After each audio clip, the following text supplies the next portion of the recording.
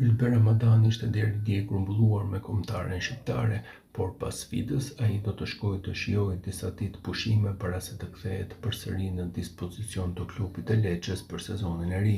Kjo verë do të jetë e rëndësishme për Ramadanin pasi do të vendosë të ardhmen e mesfushorit të kuqezimve.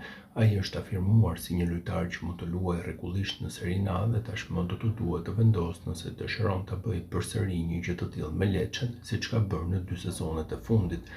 Kontrata e tij me Lecce përfundon në verën e vitit 2026 dhe sipas mediave pranë klubit, palët do të ulen për të biseduar për vazhdimsinë e saj. Lecce do të kërkojë rinovimin e kontratës me mesfushorin 29 vjeçar kuqezi, por pasi të mosohet kush do të jetë trajneri i ri i kësaj skuadre nga e cila u largua Marco Giampaolo.